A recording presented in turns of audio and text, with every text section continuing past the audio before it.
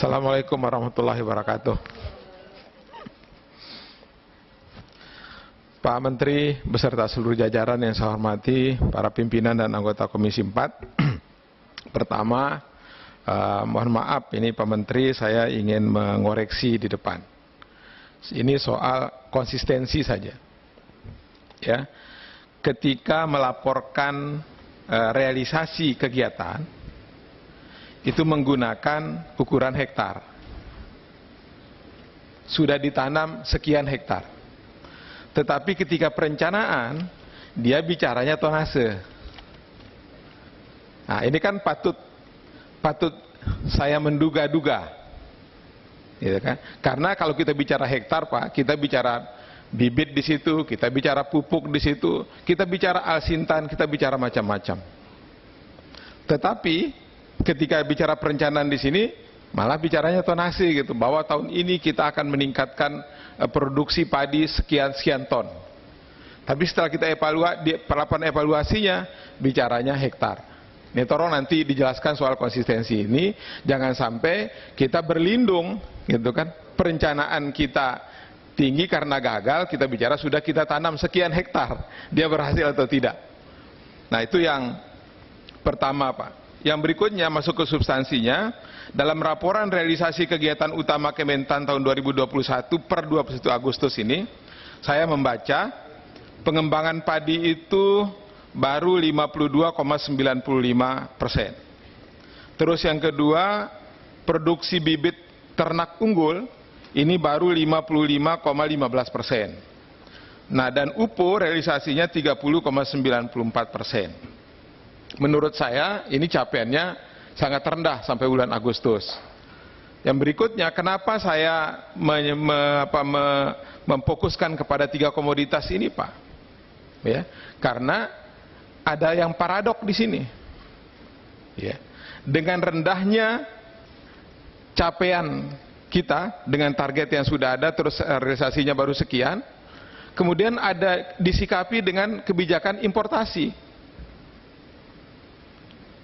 Bapak kemarin ekspor beras ke Saudi Arabia katanya kan, tapi hari ini kita mendapat berita bahwa Indonesia ini akan impor beras lagi. Ya.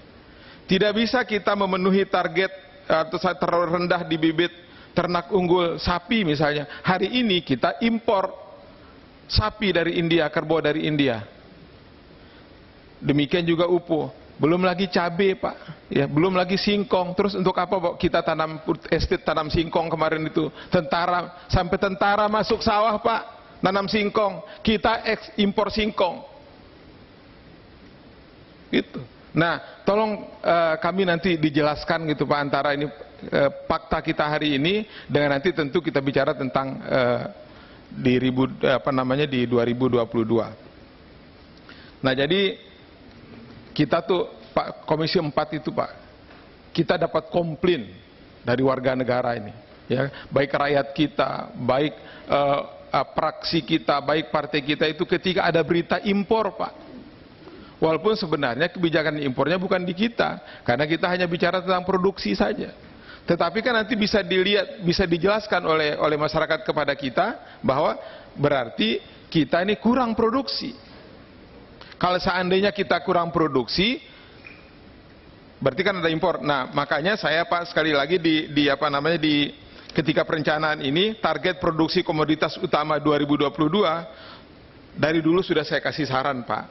Tolong dengar saran saya sekarang ini. Ya. Dalam buat perencanaan target produksi, Pak, tolong disertakan juga dengan kebutuhan nasional. Target padi 55,20 juta ton.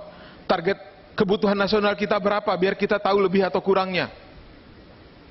Cabai sekian, berapa kebutuhan kita, biar kita tahu kurangnya berapa.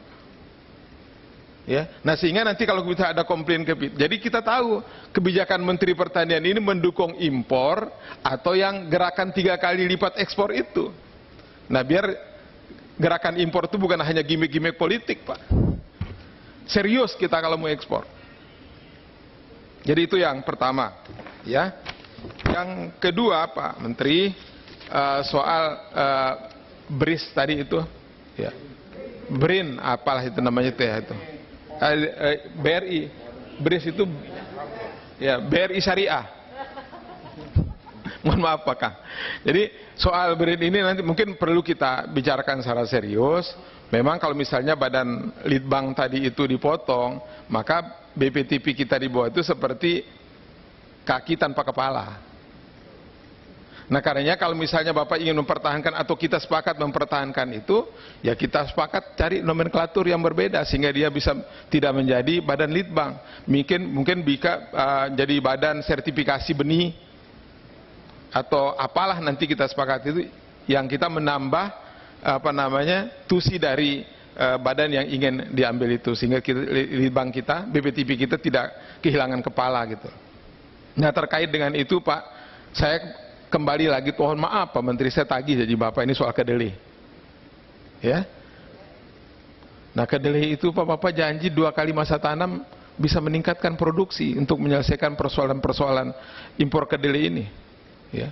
Saya kasih tahu Bapak di BPTP NTB ada 1.800 ton benih Pak, yang mereka menunggu program pemerintah agar bisa dipakai benihnya.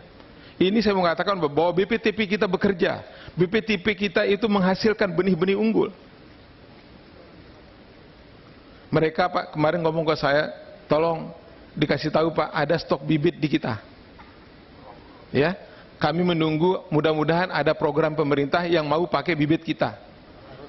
Benih unggul Balintan Pak, varietas unggul ya, VUB, varietas unggul Balitbang 1.800 kalau tidak salah saya, atau 1.080 gitu ton. Nah yang berikutnya adalah yaitu Pak soal kebijakan impor ini Pak, cabai Pak, cabai, singkong, apalagi itu ya semualah pangan kita ini. Nah saya ingin melihat komitmen Pak Menteri, sampaikan komitmen di kita Pak bahwa dari sisi produksi kita tidak punya masalah. Sehingga kalau ada impor kita bisa bertanggung jawab kepada rakyat dan negara kita terhadap petani kita.